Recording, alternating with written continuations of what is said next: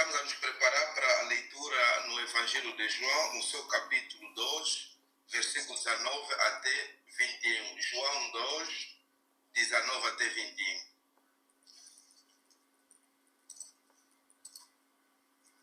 A Bíblia diz assim: Jesus respondeu: derrubem este templo e eu o construirei de novo em 3 dias.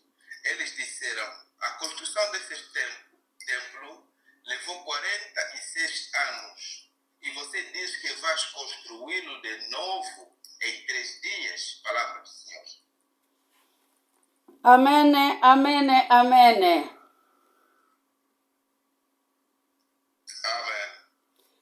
Nzambe azali na bomoi mpona pokwana lelo mpona biso.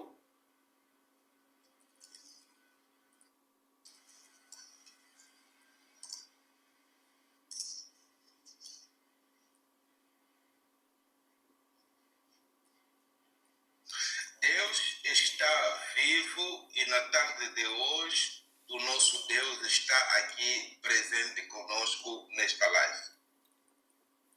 Bien-aimé, ndenge biso toyebi ke na ntango oyo tozali na mukanda ya Jean oyo histoire na biso tobandi na Biblia kobanda na Ancien Testament kino na Nouveau Testament.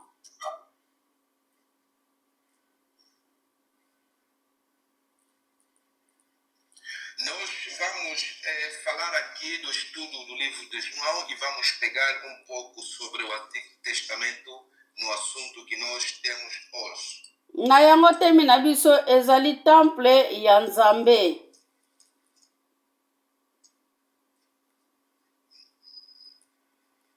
Por isso, o nosso tema de hoje é o templo de Deus.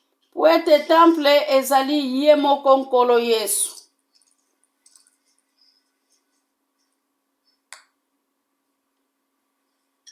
O templo é o próprio nosso Senhor, é o templo do nosso Senhor. Tanke toyebi ke temple tozali kotonga ezali temple ya Masiya Yesu.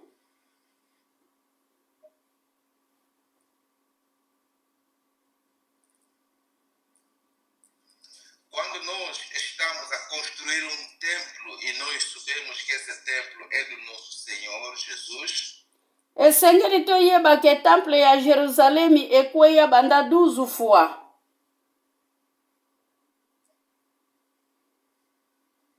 e uma coisa que eu quero vos lembrar que o templo de Jerusalém caiu ou foi destruído 12 vezes. Na yango boya elongo totonga ndako na Nzambe.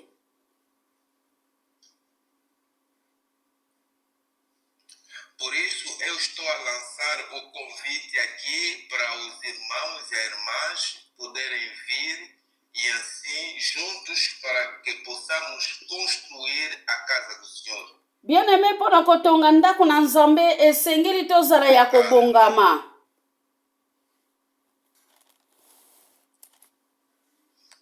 Amados, para levantarmos os muros da casa do Senhor, nós primeiro devemos estar construídos, devemos estar bem batidos. Eske biso toza ya kotelema?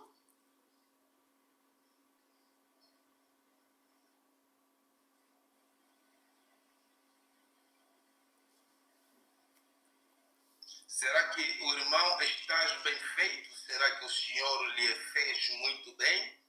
Bien-aimé, Salomo pona kotonga ndako ya mabonza azalaki moponami.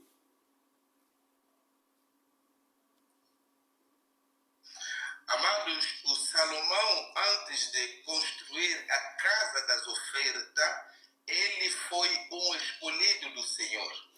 Po ete tozali komona Davidi oyo Nzambe abengaki motema na ye. Porque vamos ver que David, que foi chamado o homem segundo o coração de Deus, e ele teve desejo no seu coração. Azalaki dini ya kotonga ndako ya mabonza te, bien-aimé.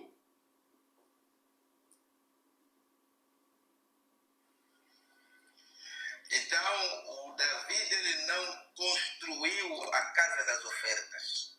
Esengelaki mwana na ye Salomo oyo Nzambe aponaki aya kotongela ye ndako ya mabonza.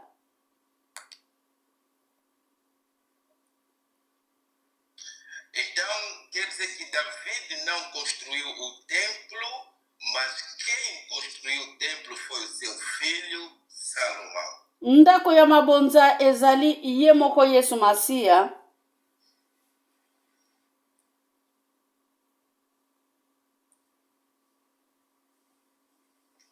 Então, o Salomão, ele fez este templo e este foi o grande templo do nosso Deus. Esdra pe asalaki fondation mpona kotonga ndako ya mabonza. Também vamos observar que o Esdra também fez um trabalho fundamental na construção dos alicerces da casa do Senhor. Tozomona Nehemi pe atombolaki bamire ya Jerusalemi oyo ekweyaki. E mais tarde vamos observar que Neemias levantou os muros que também foram caídos, destruídos. Bien-aimé tokanisa nani oyo abotaki Salomo mpona tongela Nzambe temple ya mabonza. Vamos lembrar quem nasceu Salomão para construir a casa do Senhor, o templo do Senhor. Eza kaka mwasi ya soda ya David. Era a mulher que era a esposa do soldado de David. Ye wana oyo azalaki permeti mpona abota mwana oyo akoya kotonga ndako ya mabonza ya Yahweh. Esta ali é que o Senhor permitiu para nascer o filho que vai construir o templo do Senhor. Bien-aimé mpona to comprendre ke ndako na Nzambe ezali ye moko Yahweh.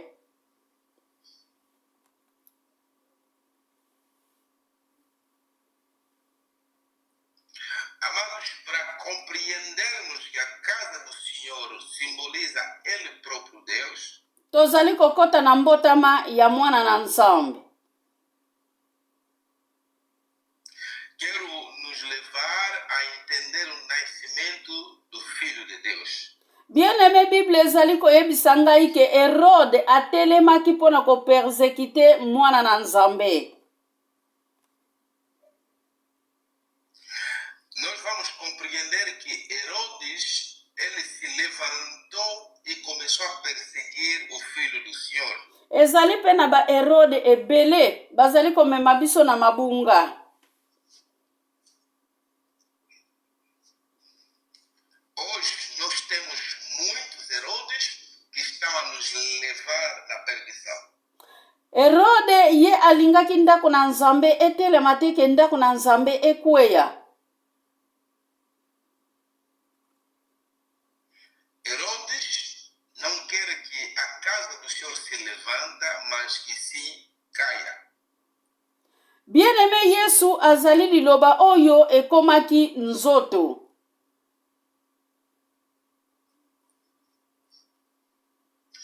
Jesus é a palavra que se fez carne. Me Herode abandaki kobundisa molimo te, Herode abandaki kobundisa bobele nzoto oyo amonaki. Herodes não lutava contra o espírito, mas sim contra a carne que ele viu. Tozali komona mwana na Nzambe na mukanda ya Matthieu 2.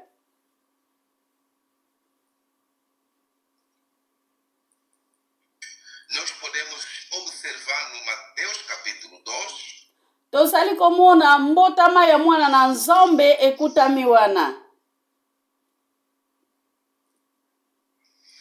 e ali nós vamos ver o nascimento do Filho de Deus.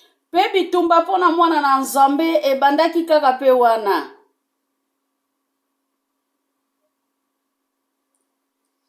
E vamos também observar que a luta do Filho do Homem, a perseguição começa por aí.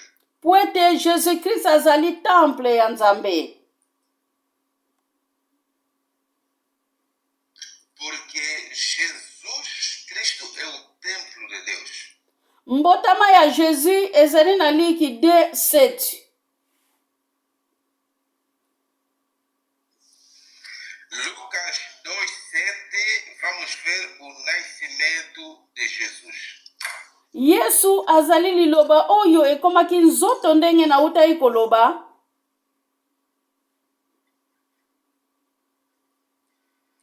Jesus é a palavra que se fez carne, como já acabei de citar atrás. Pasteur akoki kotangila biso Jean 1:1 tina 2.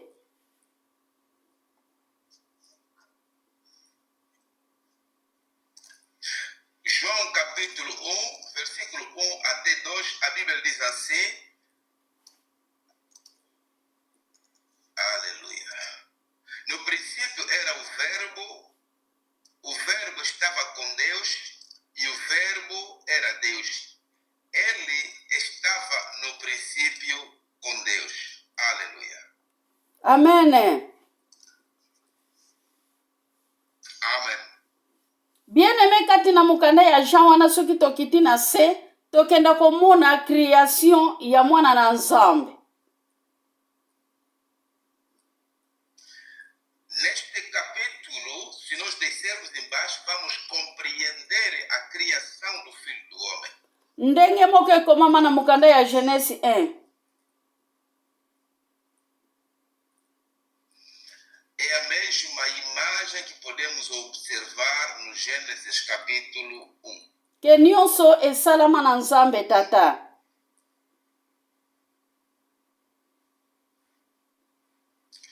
E este é o templo do Deus o Pai. Anva mukili oyo ezala bien-aimé mwana na Nzambe azalaki.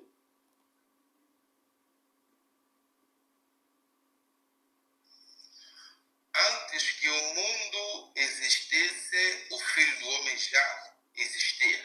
Bien-aimé mwana na Nzambe alataki nzoto pa atambolaki na badisiple. O Filho do Homem vestiu o corpo e andou com os discípulos. Tozomona esika abotamaki ezalaki dini memi pa mpo na ye abotama na esika lolenge wana na ndako ya bibwele.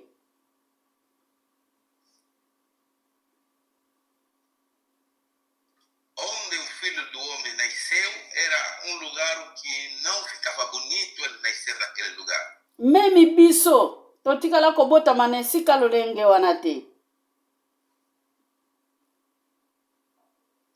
Mesmo nós que aqui estamos, não somos ricos, mas não nascemos em lugares daquele tipo. Me yenda azalaki mokonzi bien-aimé.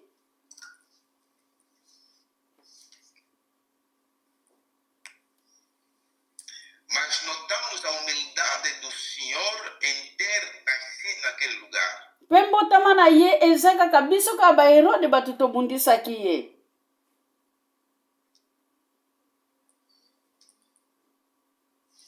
E, portanto, o nascimento do Senhor tem também muita causa por ser nós, os Herodes, que combatemos o Senhor. Eza kaka biso bato tokrucifiaki mwana na Nzambe.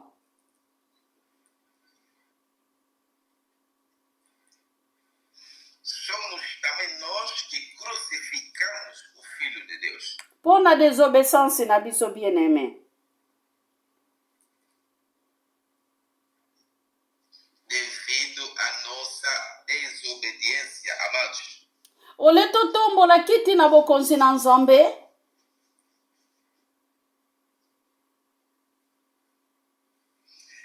Em vez de nós exaltarmos o trono de Deus, tozali kokrucifie ntango nyonso mwana na Nzambe na ekuluzu.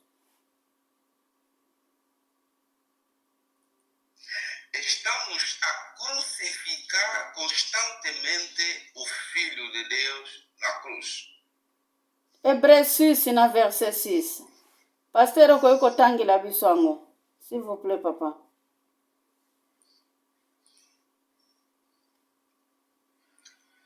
Nayoki te, chapitre combien? Hébreux 6 na verset 6.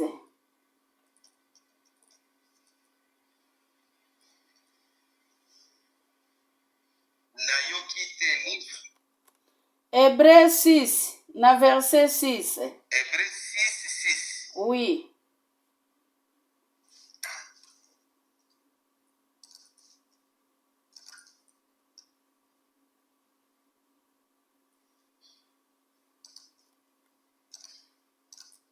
Ngana soki Hébreux 6, 6, bon, totala nano. Mas depois abandonaram a fé, é impossível levá-los a arrependerem de novo, pois estão crucificados outra vez com filho e zombando. Pronto, Hebreus 6, a Bíblia diz assim: mas depois abandonaram a fé, é impossível levá-los a se arrependerem de novo, pois estão crucificando outra vez o Filho de Deus e zombando publicamente dele. O que é mesmo Hebreus 6. Aleluia. Amen. Amen.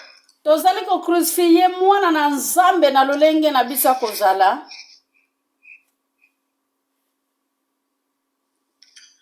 Nós estamos crucificando o Filho de Deus pelo o nosso hábito, a nossa forma de viver. Me toyebi memi patina ya temple ya nzambe.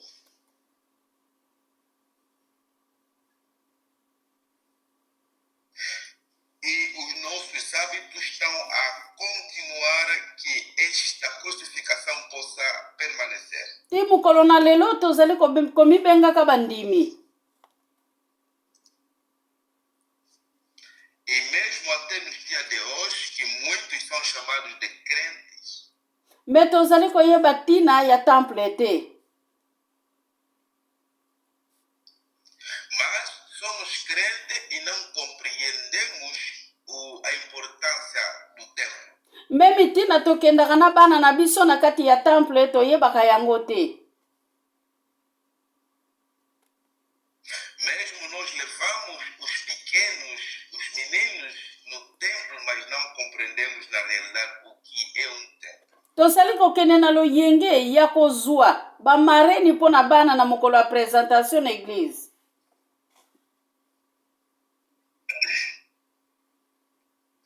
Nós temos alegria nos tempos de hoje de ser padrinho para os batismos. Me présentation ya Jésus-Christ elukaki baparente bien-aimé.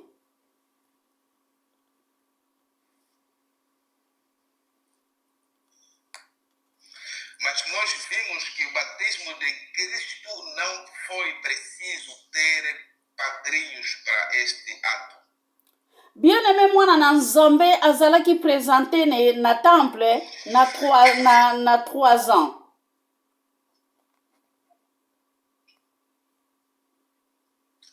Vamos observar que o menino Jesus, depois de um tempo, ele foi apresentado no templo. Pe azalaki purifié na temple. A purificação, quase. E depois este menino, depois de ser apresentado, foi purificado. Akendaki ye moko te bien-aimé elongo na mama na ye oyo azalaki vierge oyo abotaki ye comme vierge.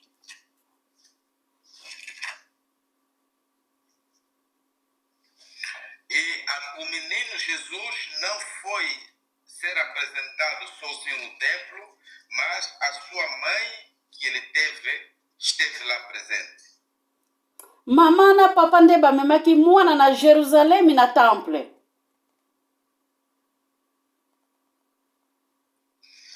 A mãe e o pai, Maria e José, é que levaram Jesus no templo. Amen. Aleluia. Bien-aimé eza pe lokola biso tango tozali kobota esengeli to présenter bana na biso na temple na miso ya Nzambe.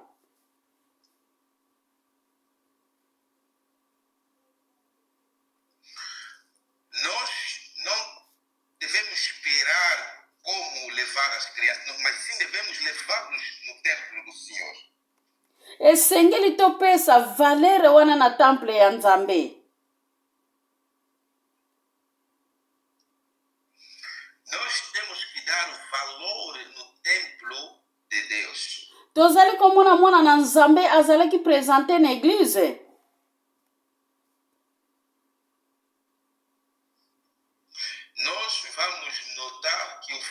de Deus foi apresentado na igreja, mpe ntango Jean Baptiste oyo azalaki motindami na Nzambe abatizaki bato.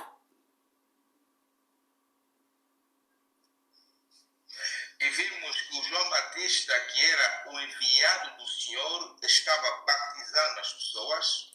Na Luc 3:21,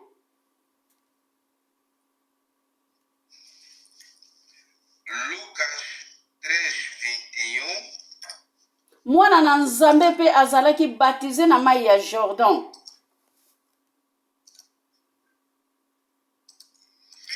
vamos observar que o Filho do Homem foi batizado no Rio Jordão. Bien-aimé, nyonso wana ezalaki mpona lakisa biso ke lolenge nini tokoki kozala na kati ya mokili oyo.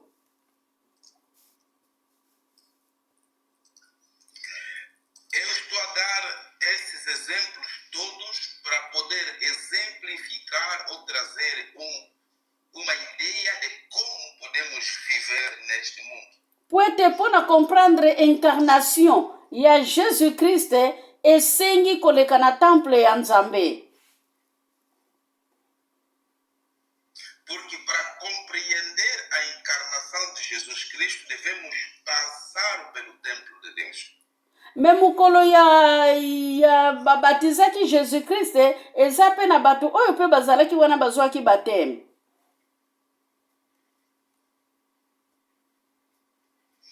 E no dia do batismo de Jesus, havia outras pessoas também que provavelmente também foram batizados. Bien-aimé, tozali komona na ntango Yesu azwaki batemi, ezali na libondeli Jésus-Christ asalaki libondeli wana ekitisaki nguya na Nzambe.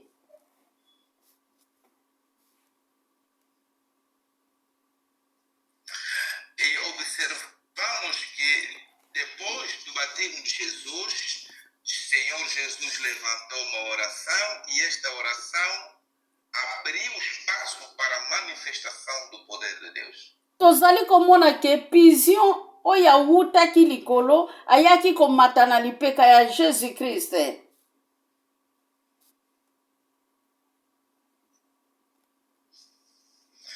E nós vimos que lá em cima uma voz declarou sobre o enviado que é Jesus Cristo.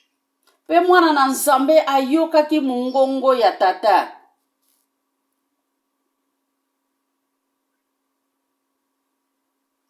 E o Filho do Homem compreendeu e recebeu a mensagem do Pai. Bien-aimé, tozali komona Siffle 12.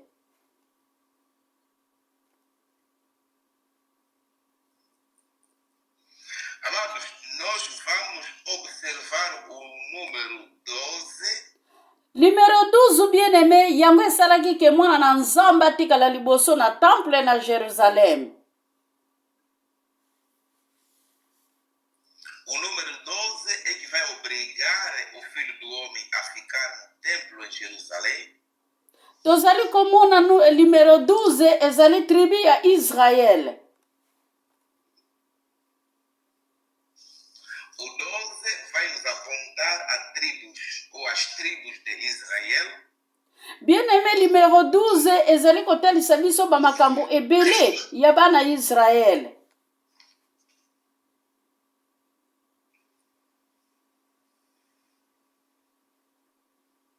E o número 12 também vai nos refletir muitas coisas. Tozali komona na mukanda kaka ya Jean, bana na Nzambe esengelaki batondisa 12 panier ya biloko ya kolia oyo ebengamaki mbisi na mapa.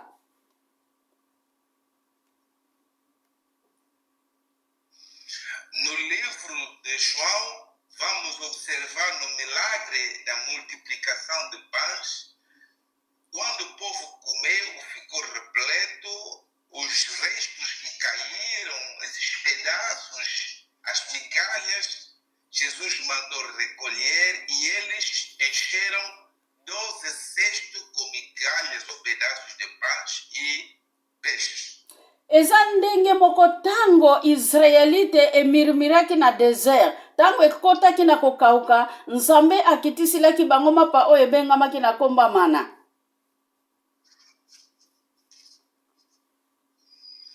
E vamos também observar no deserto quando o povo murmurou, clamou a Deus e Deus lhes deu o pão que veio dos céus. Bien-aimé, na nsima ya kolia alobaki na Moïse ke Moïse loba na bana Israele bakamata 12 panier balokota babiloko nyonso ya kolia oyo etikali mpona bareserve mpona bana ya babana na bango. Haleluya. E vamos também observar que, por fim, o Senhor ordenou para Moisés, no fim da colheita de maná, que pudesse recolher 12 cestos. Après Moïse alobaki na Aaron ayebisa ba Israelite bazwa basestu wana 12 bakoka kotondisa yango na mapa oyo etikalaki kwaji bamiedi oyo etikalaki ndambu na esika bango baliaki. Haleluya. E vamos compreender que a ordem dada a Arão, através de Moisés, era de recolher os pedaços dos pães depois de eles terem comido. Bien-aimé, esengeli temple ya Nzambe ezala purifiye mikolo nyonso.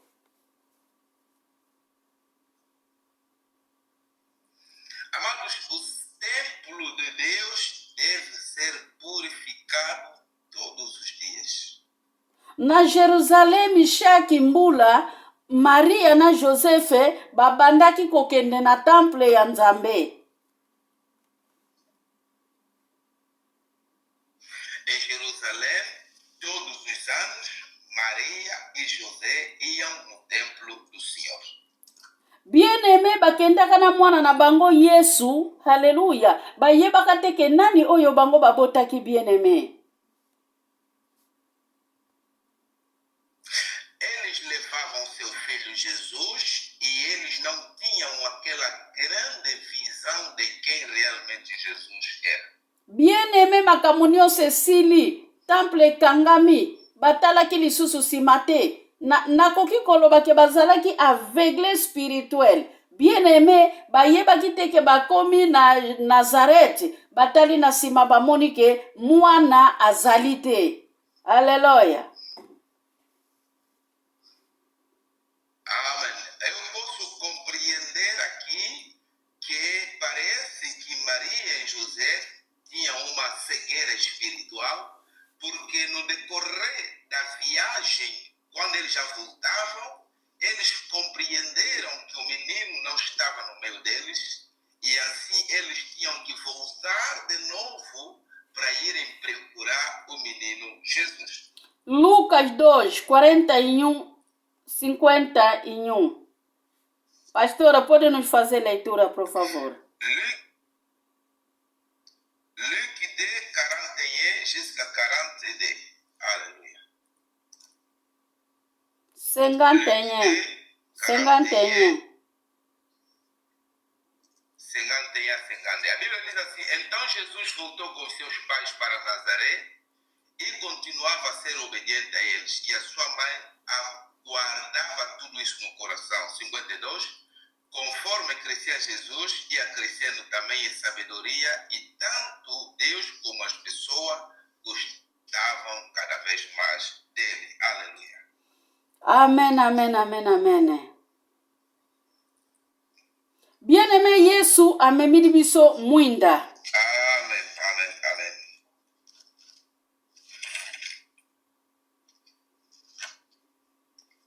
Amado, Jesus nos trouxe a luz. Me biso tolingi mulili bien-aimé.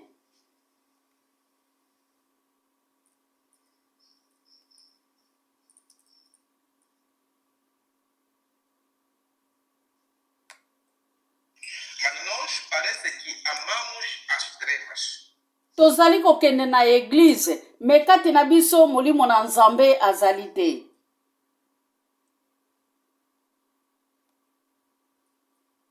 Nós vamos para a igreja, mas dentro de nós o Espírito de Deus não lá está. tozali kokende na temple ya nzambe me makolo na biso evanda na evangeli te. Nós vamos para o templo de Deus, mas as nossas pernas não estão fixadas no Evangelho do Senhor. Biso tobengami baintercesseur me tosalaka makambo oyo baintercesseur basalaka te.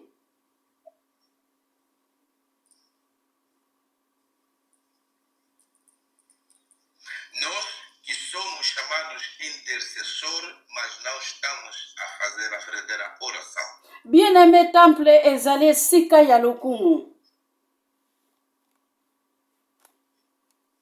Alléluia. Queridos, o templo é um lugar de alegria.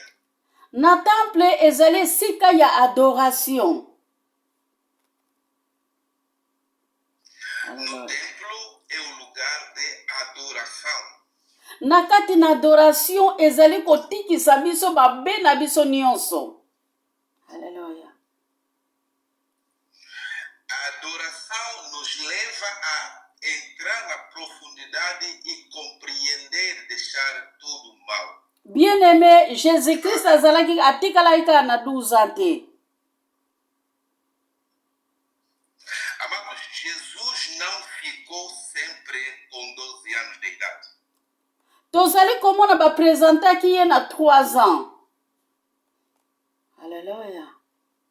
Nós vimos que ele foi apresentado num determinado tempo. Numéro 3, bien-aimé, ezali résurrection ya mwana na nzambe.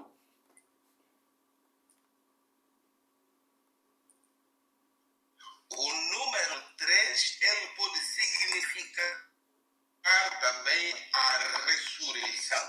Na 12 bien-aimé, mwana na nzambe abandaki musala.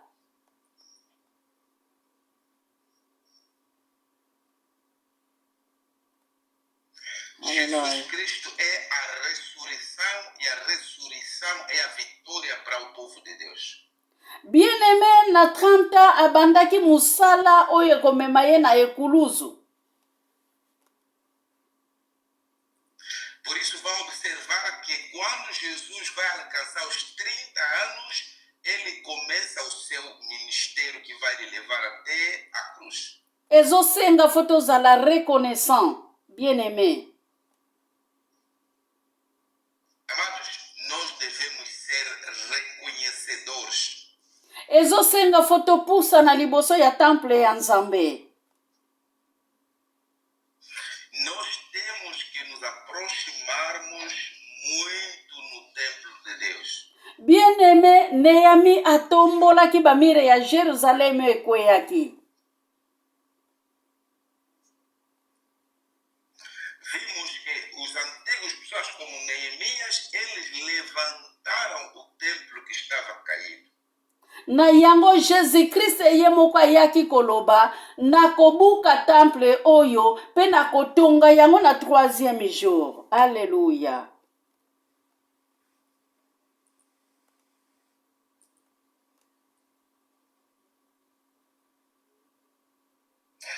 Nós vamos observar, Jesus vai fazer declarações dizendo que eu vou quebrar este templo e vou levantá-lo em 3 dias. Yoka misala ya biso b'incrédulité.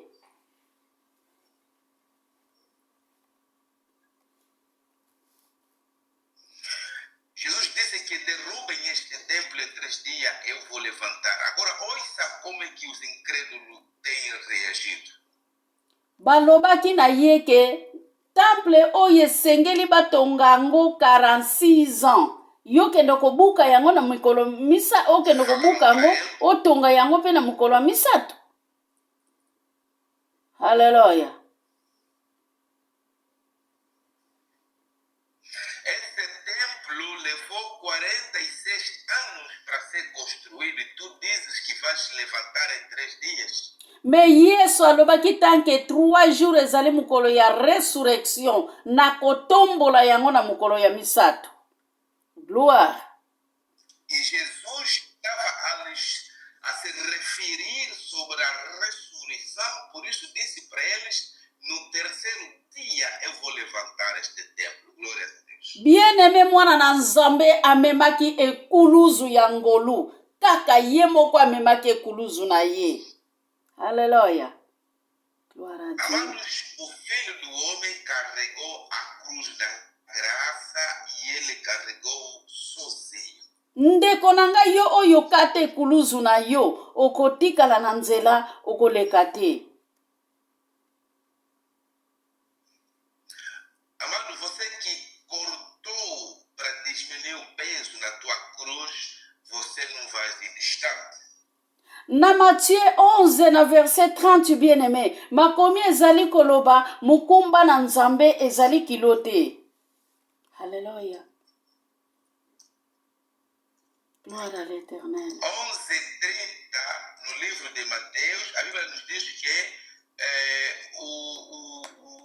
o que Deus está a pedir para nós não é pesado. Bien-aimé boya totonga ndako ya mabonza ndenge Salomo atongaki ndako ya mabonza. Amado, eu estou a vos convidar, venha, vamos levantar o templo de Deus como Salomão levantou a casa de Deus. Nzambe asalaki boyokani na Abrahame pona kotombola ndako ya mabonza bien-aimé. Alléluia. Salomão usou aquilo que era necessário para erguer a casa do Senhor, o templo. Bien-aimé makomi ezali koloba na biso na mukanda ya Age 1 ke nzambe atindaki profete Age aya koyebisa yo na ngai bezarielite me réponse na biso ezalaki ke tango ekoki nano te. Alléluia. No livro de Ageu, nós vamos ver no seu capítulo 1, Deus a mandar os profetas a dar mensagem, mas nós respondemos que o tempo ainda não chegou. Bien-aimé telema bato bafukamaki na tango ya corona baza wapi pona baya kotombola temple ya nzambe. Alléluia. Esses que se dobraram, esses que já não estão, onde que eles podem aparecer para levantar o templo de Deus? Bien-aimé bayuda bayebaki tina ya maloba ya mwana na nzambe te. Os judeus não compreenderam as palavras proferidas pelo Filho de Deus. Bien-aimé car 3 jours oyo Jésus-Christ alobaki ezalaki kufa pe lisekwa na ye. Alléluia. Nós vimos os 3 dias, aqui é a morte e a ressurreição do Filho de Deus. Jésus amemaki croix bien-aimé.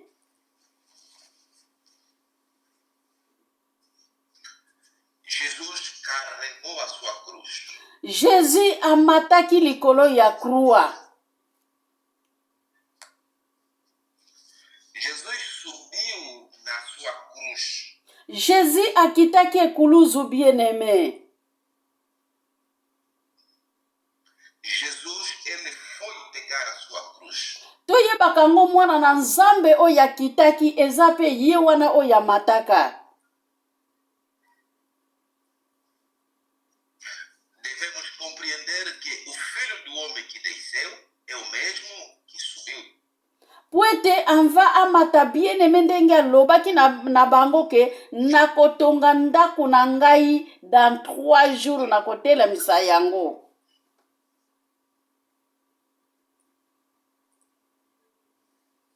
Alléluia.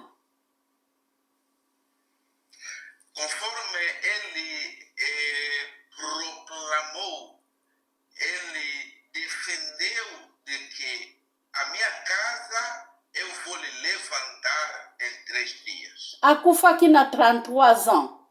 Alléluia. Gloire. Jésus. Jesus morreu com 33 anos. mpe alamukaki na 33 ans.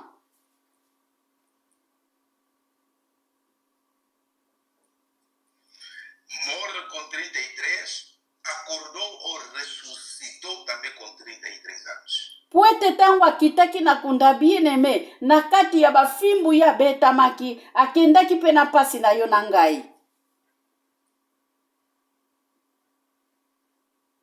Glória a Deus. Porque quando o Senhor desceu lá na morte, no mundo da morte, Ele foi libertar os presos que lá estavam. Assim você e eu tivemos a graça também de sermos libertos naquele dia. Aleluya. Mpe ntango aresusitaki ayelaki biso gloire na nzambe oyo tozali kovivre nango kino na mokolo na lelo.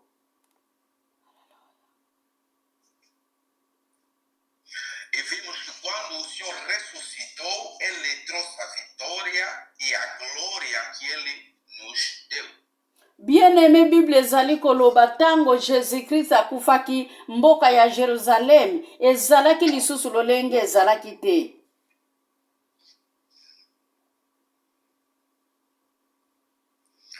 Quando Jesus morreu, nós compreendemos, a Bíblia diz que Jerusalém já não era o que era. Porque makasi na bango bien-aimé esilaki. Porque a força deles tinha acabado. Tango mususu yo pe olembaka soki pasteur